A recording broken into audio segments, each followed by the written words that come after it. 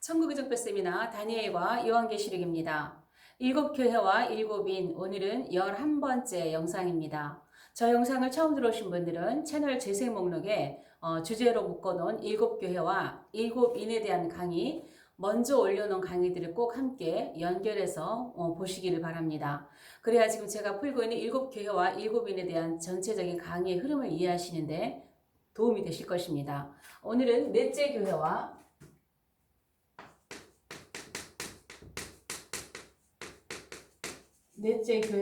넷째 임입니다. 자, 암흑의 시대죠. 암흑의 시대. 혼돈이라고도 합니다. 혼돈, 암흑의 시대.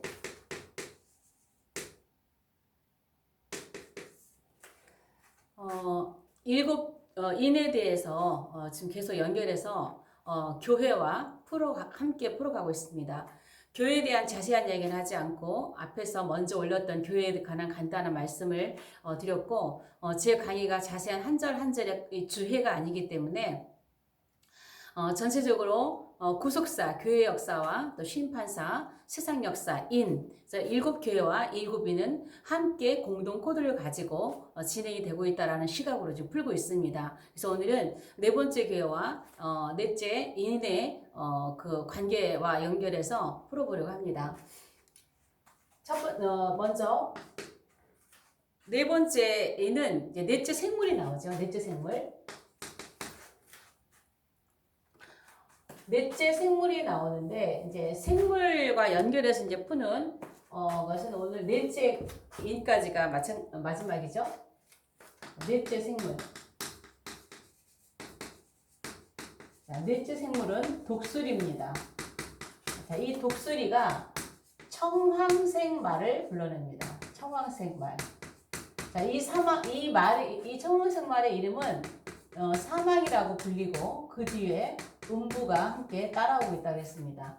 그리고 이들이 땅 4분의 1의 권세를 얻어서 사람을 죽인다는 것이죠.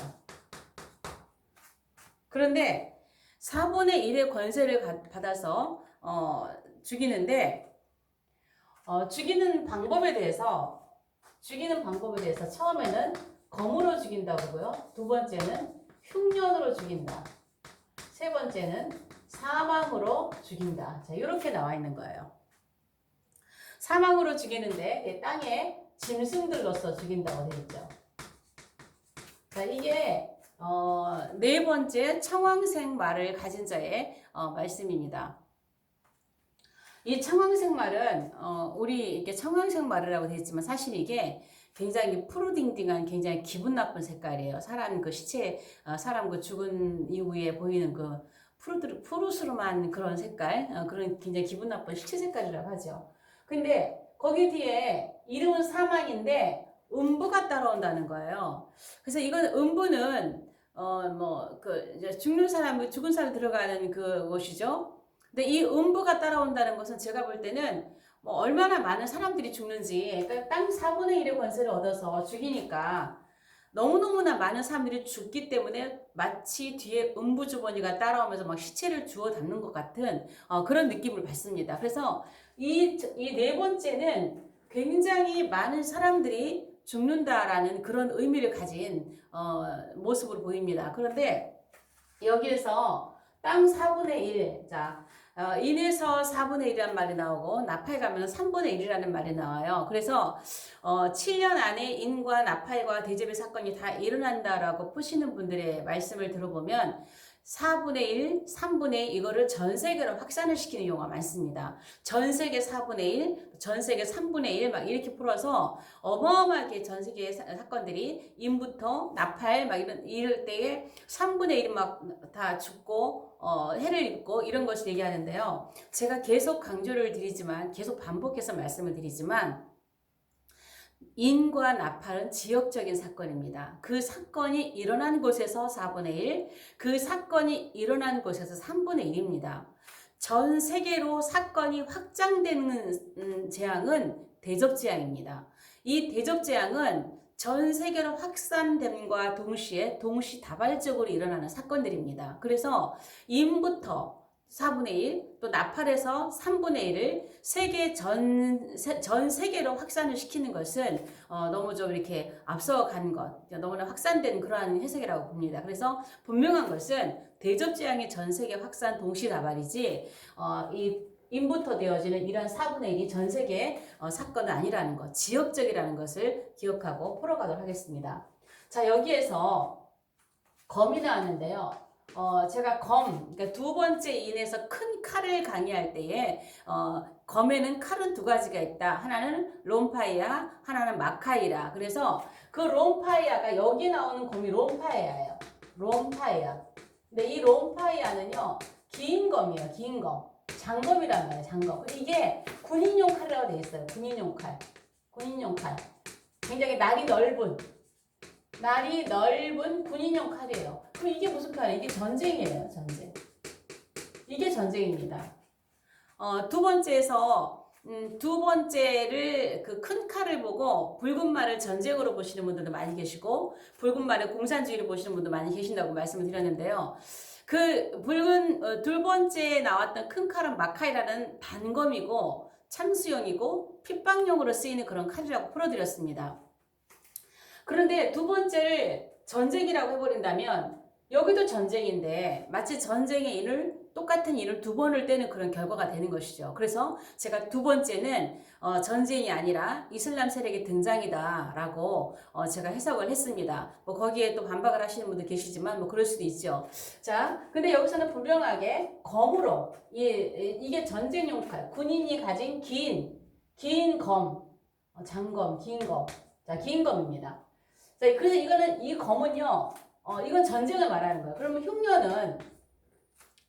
흉년은 원어가 흉년이라 리모스라고 되어 있는데 리모스.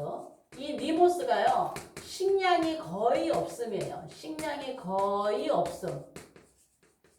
이게 바로 기근이라고 하면서 기근. 부족함. 또 배고픔. 뭐 굶주림. 뭐 이런 뜻이에요. 그러면 이게 그냥 말 그대로 이거 흉년이니까 이게 흉년이에요. 흉년.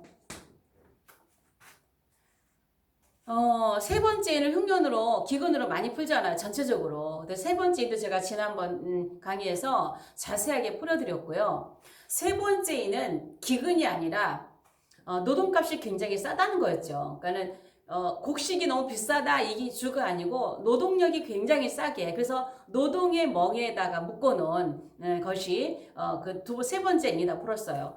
근데 세 번째 인도 기근으로 한다면 여기 기근이 또 나오잖아요. 이거 흉년, 이게 기근이잖아요. 그러면 기근을 또 두 번 떼게 된단 말이에요. 주님은 같은 인을 두 번을 반복해서 떼지 않으세요. 그래서 여기서 지금 흉년은 이게 기근입니다. 이게. 네 번째 인의 전쟁과 기근이 같이 합쳐져 있습니다. 그 다음에 사망인데요. 이 사망을 죽인다 그랬는데 이 사망이 다나토스라고 됐는데 다나토스라고 됐는데 여러분 그 히브리어를 헬라어로 번역한 그 70인형 있잖아요. 70인 구약 70인형에서 구약에 나온 역병을 신약 헬라어로 70인에서 번역할 때 다나토스로 썼어요. 구약의 역병을 헬라어로 번역할 때 다나토스, 사망을 썼단 말이에요. 그래서 이거는 이 사망은요 질병이에요, 질병. 그래서 현대인의 성경에는 질병으로 번역이 되었어요. 이건 역병입니다. 구약의 방식으로 말하면 역병이고 현대로 말하면 전염병입니다. 전염병. 요즘 우리가 올 한해 진짜 우한 코로나로 인해서 참 고생을 많이 하고 있는데요. 어쨌든 이 전염병이 이 사나토스 사망이에요. 그런데 이것이 카톨릭 성경에 보면은요, 흑사병으로 번역이 되어 있어요. 흑사병. 그러니까 전염병을 말하고 있는 거예요. 그러니까는 흑사병, 사나토스, 질병, 역병, 전염병. 그러면 네 번째 인에는요, 전쟁과 기근과 전염병이 다 나와 있다는 것이죠. 그러면은 앞에서도 계속 말씀을 드렸지만, 인이 떼어질 때에 이 땅에서, 우리가 살고 있는 이 땅에서 어떤 사건이 일어난다고 말씀을 드렸어요. 그러면 이 사건은 뭐겠냐는 것이죠. 네 번째 인의 사건은, 자, 이 땅에. 네 번째 인의 사건은 무엇인가? 사건은. 제가 계속 자꾸 강조를 합니다. 자꾸 강조를 하는 게 뭐냐면 이는 심판사예요. 세상 나라 역사 이야기예요. 일곱 교회는 하나님 나라 구속사 이야기예요. 그러면 세상 나라 이야기니까 세상에서 일어나는 일을 갖고 올 수 있다고요. 풀 수 있다고요. 계시록을 푸는 분들이 이 영역을 넓히지 않고 성경 안에 가두어서 세상에서 일어난 일들을 인정을 하지 않는다는 거예요. 늘 강조하지만 세상은 그분의 이야기입니다. 예수님의 이야기예요.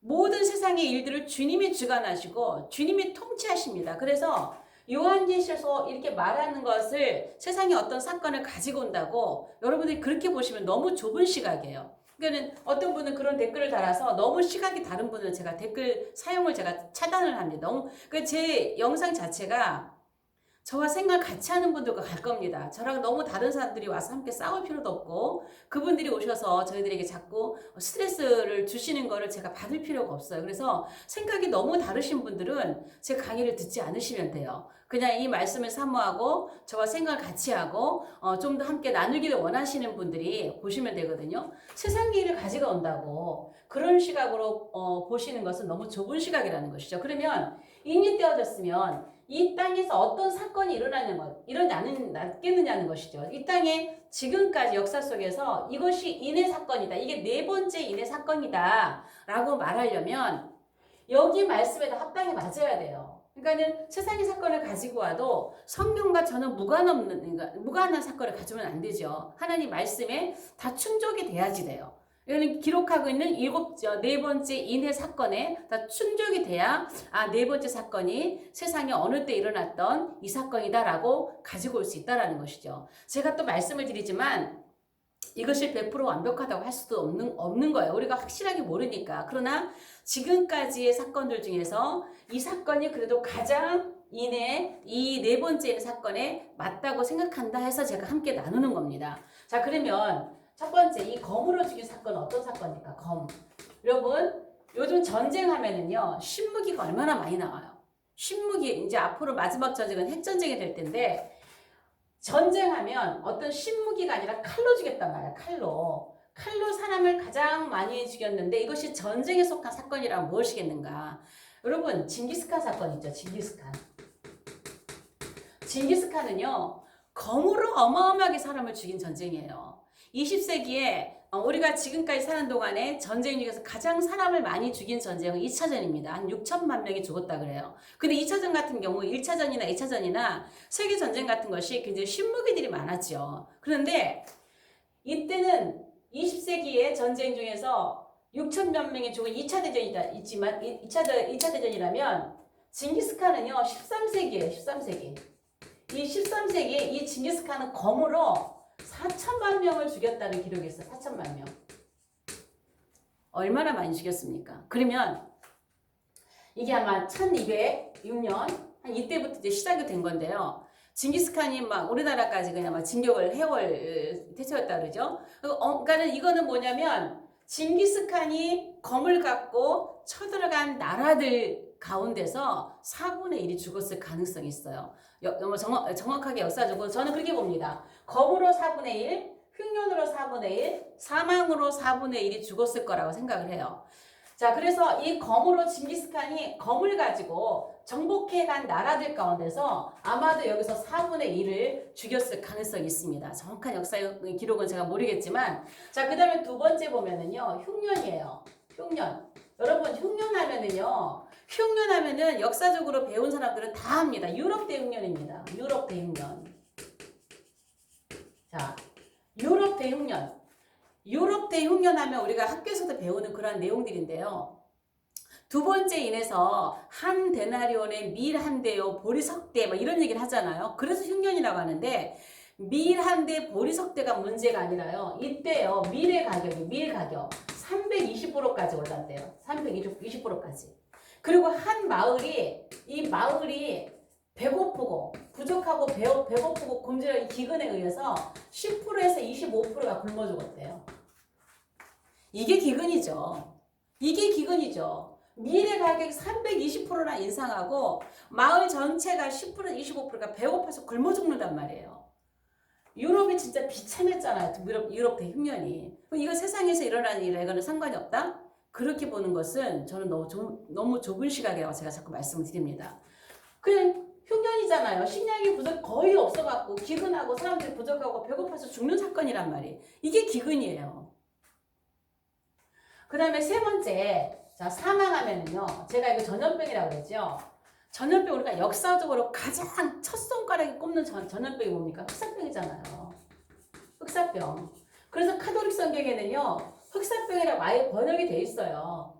그 현대인의 성경에는 질병으로 번역이 돼 있고, 다른 성경은 사망으로 돼 있는데, 제가 가끔 말씀을 드려요. 이 카톨릭 성경, 제가 카톨릭 성경 선전하는 건 아니에요. 우리가 공식적으로는 쓸 수 없지만, 제가 자주 말씀을 드리는 게, 카톨릭은 자체가 성경을 변개했단 말이에요. 그런데 의외로 카톨릭을 저는 이제 그 번역서들을 자꾸 이제 비교해서 보니까 여기서는 어떻게 번역해놨고 여기서 어떻게 번역해놨고 이게 잠깐 비교해서 보는데 비교해서 볼 필요는 있어요. 이 카톨릭 성경 보면은요 원어에 가까운 번역이 굉장히 많아요. 참 이상해요 그거는. 그래서 제가 참고로는 꼭 봅니다. 현대인의 성경, 카톨릭 성경, 공동 번역, 우리 킹제임스 이런 거 당연히 다 보지만 여기 보면요 흑사병으로 번역해요. 흑사병으로.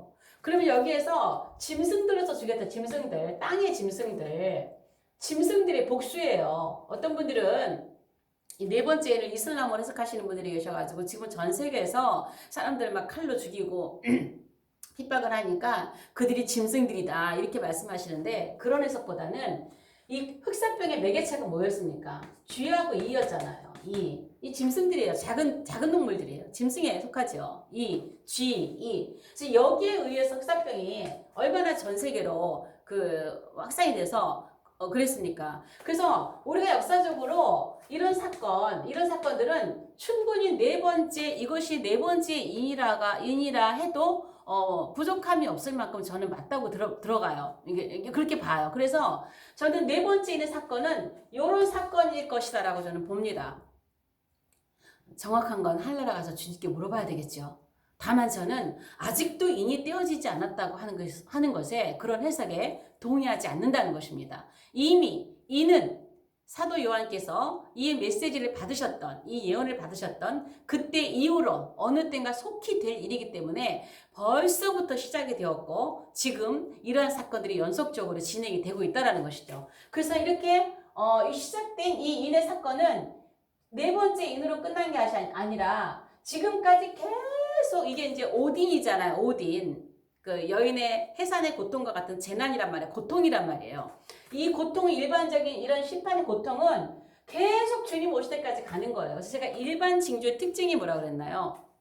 이건 일반 징조예요. 특별 징조가 아니라 일반 징조의 특징이 갈수록 대상은 전 세계적 갈수록 횟수가 많아지고 반복적이고 또 강도는 세지고 이런 걸 알았단 말이에요. 그래서 이런 전쟁, 흉년, 이 전염병, 기근 이런 것은 앞으로 갈수록 해서 이때부터 이렇게 크게 이제 시작이 됐지만 계속해서 강도가 세지고 반복적이고 전 세계적으로 횟수가 많아지고 이렇게 하면서 최절정기가 언제일까요? 이제 후 3년 들어가고 7년 마지막 7년에는 더 강력하게 그때는 이런 일반 징조 오딘과 또 짐승이 나타나는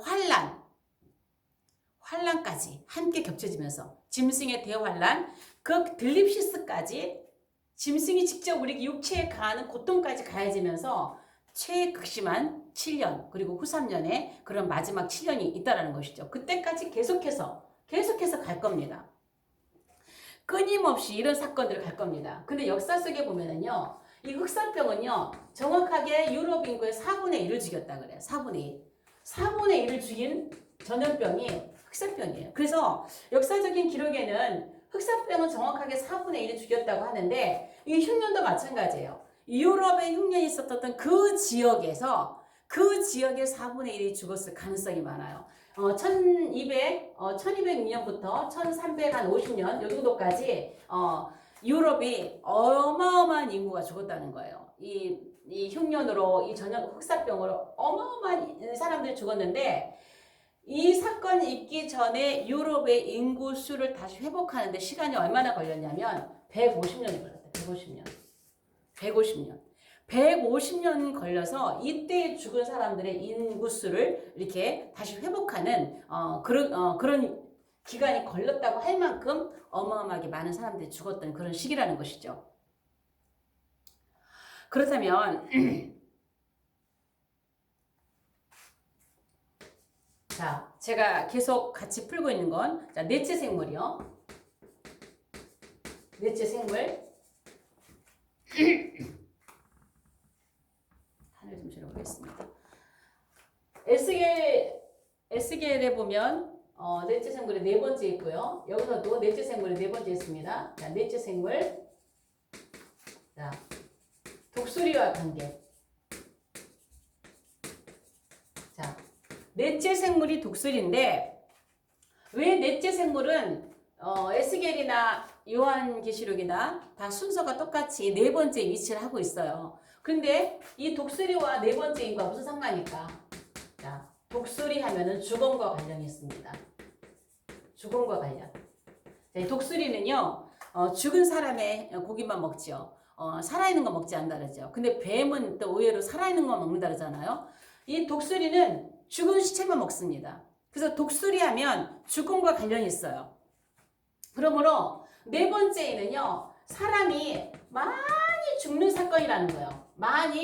사람이 굉장히 지금까지 인의 사건의 역사상 가장 많이 죽는 사건이라는 거예요. 이걸 얘기하고 있는 거예요. 독수리, 죽음과 관련이 있다. 그런데 마태복음 24장에 예수님께서 28절에 마지막 대기를 아마겟돈 전쟁까지 마지막 대기를 쭉 해놓고 후삼연못까지 다 해놓고 끝에 이런 말씀하셨어요. 죽음이 있는 곳에 독수리들이 모일 것이다. 이 말씀 끝에 왜 하셨을까요? 독수리? 왜 독수리들이 모인다 했을까요? 이거는 아마겟돈 전쟁을 예고하신 거예요. 마지막 끝에 주님이 오셔서 아마겟돈 전쟁이 있을 것이라는 거. 그래서 이 아마겟돈 전쟁이 계시록에 보면 계시록 19장 17절 18절에 보면은요. 19장 18절에 보면요. 새들의 잔치가 있어요. 새들의 잔치. 아마겟돈 전쟁 끝에 새들을 다 불러서 장군들의 고기와 장사들의 고기와 이 고기를 먹으라고 새들의 잔치를 벌려. 이 새들의 제왕이 누구예요? 독수리예요. 새들의 제왕이 독수리예요. 그 여기와 관련된 말씀이 또 어디 있나요? 에스겔 39장에 보면은 39장 똑같은 절수입니다. 39장에 보면은요. 아마겟돈 전쟁의 흔적이 있어요. 에스겔 39장 17도 똑같은 17절 18절이에요. 계시록하고 똑같은 말씀. 여기에 새들의 잔치가 있어요. 똑같이. 그럼 이건 뭐냐면 새들의 잔치는 아마겟돈 전쟁의 흔적이에요. 사인이에요. 그래서 아마겟돈이라는 말이 없고 전쟁에 그런 것이 없지만 새들의 전쟁이 있다. 39장이잖아요. 38장에서 에스겔 38장 전쟁이 일어나고 아마겟돈 전쟁으로 이어지면서 아마겟돈 전쟁이 끝났다는 흔적이 뭐냐면 39장 17절 18절 새들의 전쟁입니다. 그때의 독수리의 죽음, 새들의 전쟁, 독수리의 제왕, 새들의 잔치가 있는 것을 볼 수가 있습니다. 그래서 독수리는 죽음과 관련이 있다는 것입니다. 그래서 결론적으로 넷째 생물이 독수리에 위치한 것은 사람이 많이 죽는다. 네 번째에는 지금까지 역사상 사람이 가장 많이 죽는 사건이다라고 볼 수가 있는 것입니다.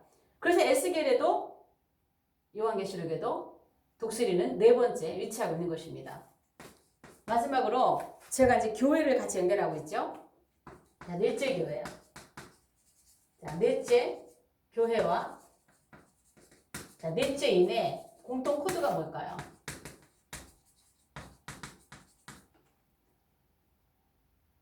넷째인과 넷째 교회와 넷째인의 공동 코드. 자, 넷째 교회는 버가모 교회입니다. 두아디라 교회입니다.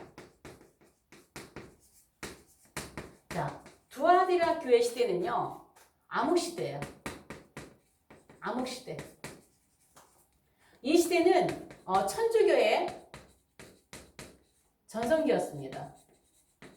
교회가 힘이 세지면서 모든 이방 종교들이 교회 안에 들어와서 이 두아디라는 뜻이 계속되는 제사라는 거예요.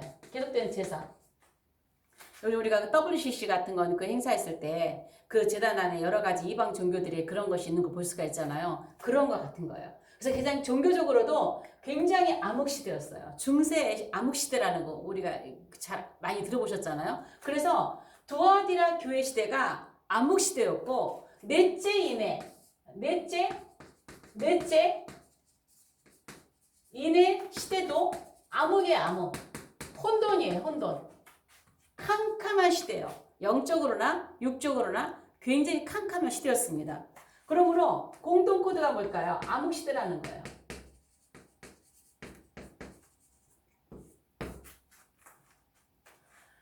우리가 인을 풀 때에 그냥 모두가 막 약속한 것처럼 약속인 한 듯이 적그리스도, 전쟁, 기근, 사망 이렇게 그냥 풀 것이 아니라 본문 안에 좀 더 자세히 들어가서 보면 본문 안에